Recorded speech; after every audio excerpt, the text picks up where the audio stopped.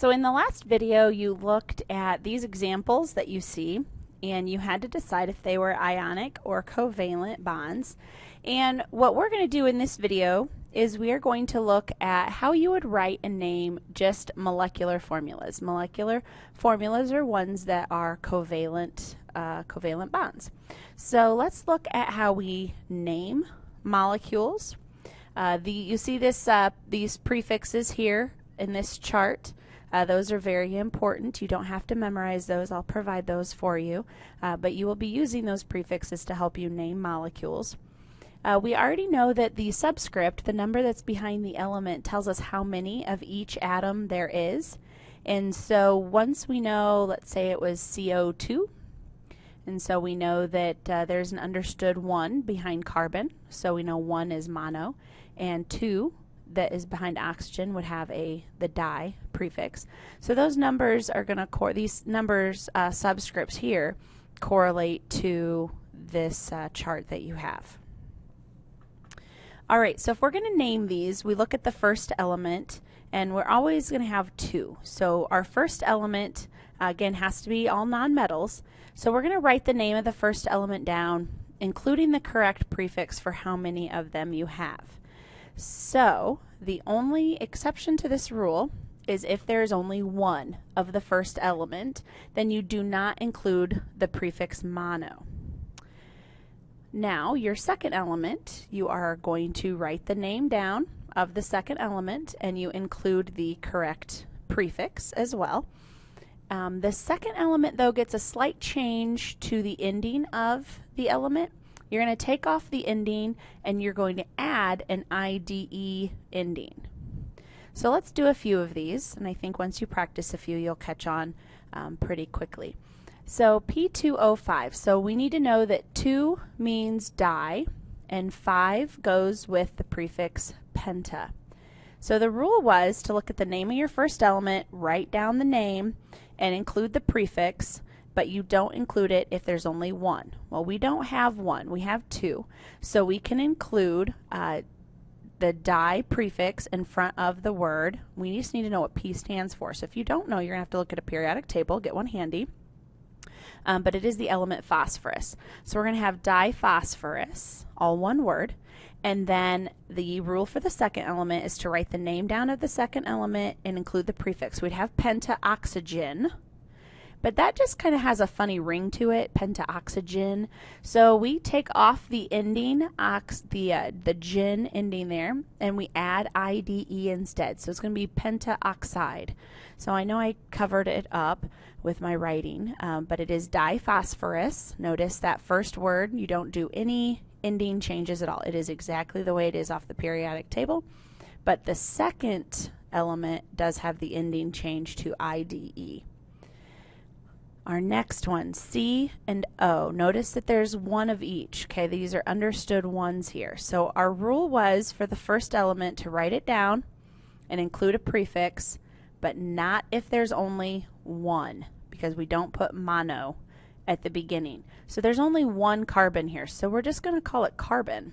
We're not going to put the mono in there because we're going to follow our rule that says do not include the prefix mono if there's only 1 of your first element. Now your second element, notice that rule isn't the same. It is always include the name of the second one with a prefix. So your second element 100% of the time is going to get a prefix. In this case there's only 1, so we're going to have mono. And then we already know from our previous example that the oxygen is going to get the ending of oxide. And just so grammatically is right, we don't put mono and then oxides. We don't put 2 O's in the middle because we don't want to have it the oo sound. And if you accidentally do, I'm not going to take off for spelling because you're learning, but you wouldn't put 2 O's there. All right, moving on to the next one, N2O4. You need to realize here that there are 2 nitrogens, so you do need to put the prefix on the first element, and 2 is di, so we're going to have dinitrogen. And then look at what 4 is. We haven't had 4 yet as one of our numbers, so you'll have to look back at your chart and realize that that is tetra. And so we've used oxygen quite a bit actually. So this would be oxide, tetra for 4. and then oxygen becomes oxide. Last example, and this one is another one kind of like letter B, your first element. There's only one of them, so we don't include the prefix mono, so it's just going to be nitrogen. We don't do any ending changes for the first element. The second element, though, we get a prefix and an ending change. So we're going to have nitrogen and then di for the 2. That's right here, di, and then oxide. Now, you also need to be able to write the formula if you're given the name. So let's say that you're given the name nitrogen dioxide. You have to be able to write that out in letters and numbers. So again, you want to look at the prefix for your first element and put that number behind the symbol, because now you're going to be given the name. So if you see dinitrogen, you know that that is nitrogen's an N, and di is 2. So you're going to have 2 nitrogens. You also want to look at the prefix of the second element and put that number behind its symbol. And just a reminder, we don't put ones. So if the prefix is mono, we're not going to put a 1 behind our element. It's just understood that there's a 1. So let's do a few examples of these. This is where you need to know these prefixes pretty well. Okay, so when you see the prefix hexa, you need to look that up. If you're not sure, it is 6, and deca is 10. So phosphorus is a P, and remember these have ending changes. So this used to be chlorine, which we changed to chloride. So that's a Cl. Now these numbers get put behind the element, so we're going to have P6 and then Cl10. Okay, try the next one. You can always pause this and come back to them, but you need to try a few. Make sure that you understand how to do these without me having to tell you. Make sure you can do them on your own. All right, for nitrogen trioxide, there's no prefix here, so we understand that to be a 1. And then tri, we have to look that up if we're not sure. That's a 3.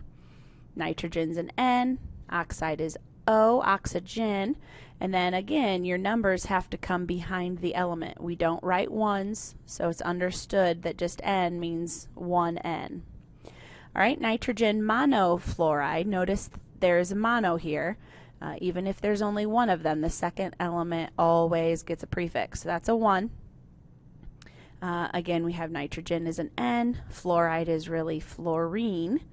And so we would look like this, N and F. Last one, nona sulfur dioxide. Nona goes with the number 9. And di we've seen before, so you might recognize that one as the number 2. So we have S9O2. And that's how we just name the molecular ones. These are all nonmetals with nonmetals. And in the next video, we'll kind of get into some of the introduction on how you name ionic compounds.